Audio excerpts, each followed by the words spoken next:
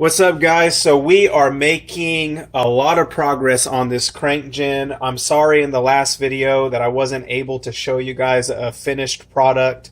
This particular piece is very time consuming because you want to get it right. To me, this is one of the most important pieces of the Proton pack.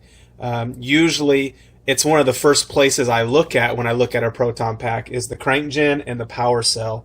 So to me, if I can't get these right, there's no point to move on and go forward, because if I want a screen used looking pack, it's got to be right here. So if we can get this right, we're going to move forward, we're going to press on, and we're going to conquer this thing.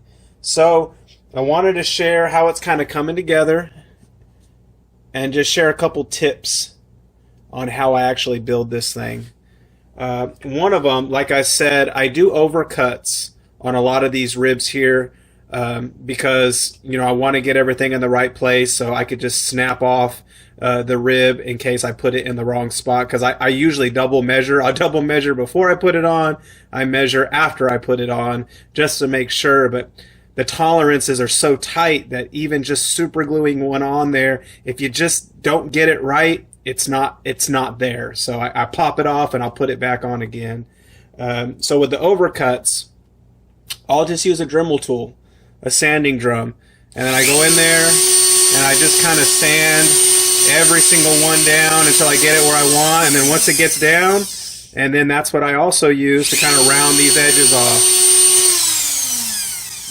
But again, I'm always looking at reference photos, because even the curves and the round edges on top of these ribs I want to get right. So I'll go back and double check reference photos to make sure. So that's where we're at so far. It's not looking completely pretty, but it's getting better. I still need to sand those down. I haven't got there yet. So if you're building one of these things, you're going to come across this bottom rib here. Now this bottom rib has grooves like that. I've already started the first one. So I wanted to share how I do it. It's really, really simple. All you got to do is whatever measurements that you're using or whatever plans that you're using, measure out where each groove goes or where you want it.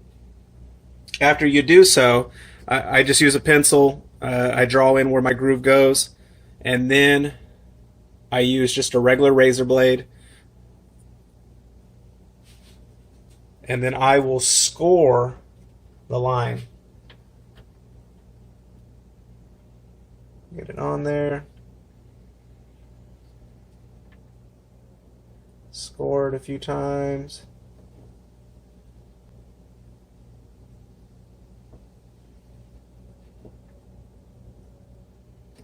All right. So after I score it, I'll take a microfile. Actually, I'll be using a couple microfiles.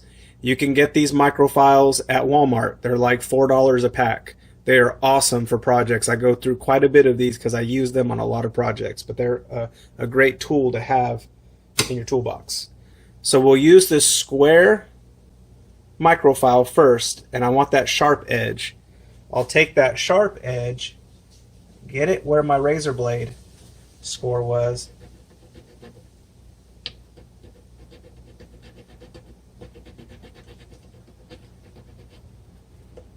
and you can see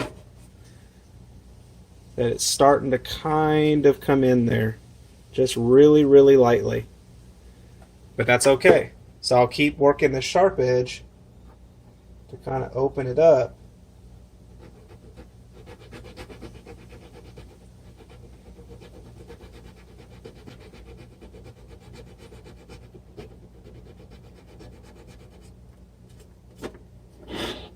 It's getting there. And then every now and then you got to blow out your files.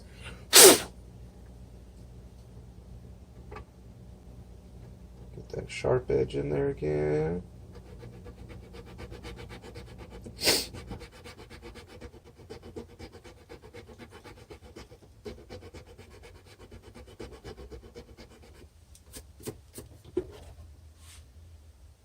Now you could tell it's starting to get in there. So once I get this deep enough that I want it with the sharp edge, that gives me a foundation for the groove. So now I can start working in the rounded file to get that.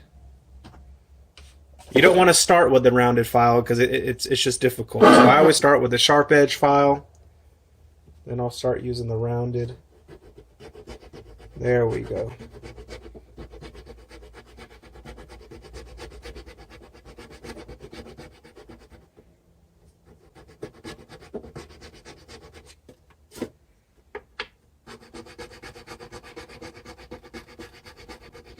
Now on the screen use packs, these are all uneven. None of them are really the same. Especially this one right here. This one's a lot smaller than all the rest of them. If you're using something like Stefan's plans or Makeman71's plans or some other plans, most of these are always even. But yeah, if you want something to look more like the screen use packs, you're going to want to make these uneven. So make sure you're double checking your reference photos.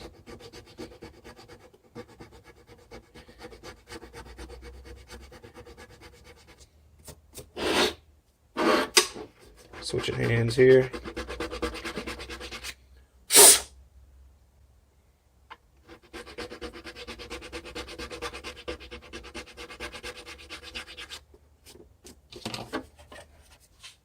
And as you can see, that groove is starting to come in there.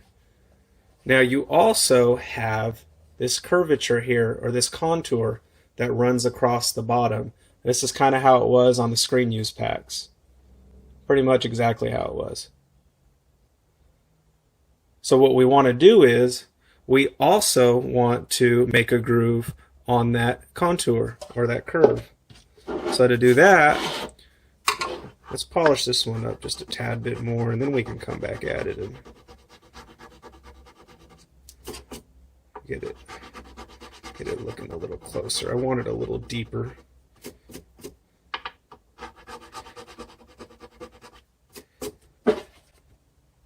So there you go. So now we want to make this. Now the same thing, but instead of running this way, I want to start running it this way.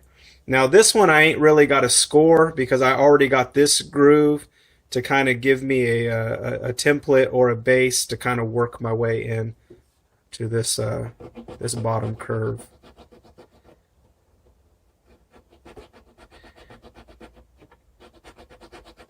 You could got to be careful because sometimes your file will like to slip.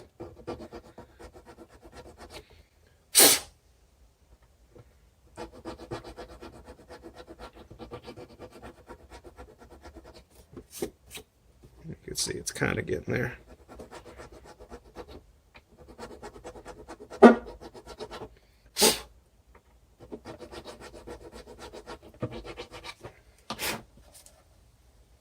And you can see there we go. It's really starting to look good. And that's pretty much what I do for each one. Just a little tip, it might help you if you're doing a scratch build. That's how I've always done it.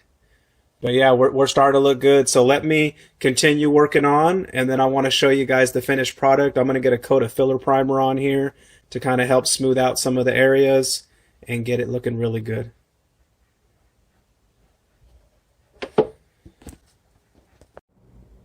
So we got our groove set in, and for the most part this thing's done. So I'm going to go ahead and throw a heavy coat of filler primer on it and get it real smoothed out. So there we go, guys. That is pretty much the finished product. We have a coat of filler primer on it. I'm going to go back and sand it nice and smooth, and I'm going to move on to the next piece, which is the gun mount. Thought I'd give you a little brief tour of how it looks. I will probably go back and do a little bit more touch-up, but so far I think it's the perfect base, and it looks just like the screen use packs. It looks so good.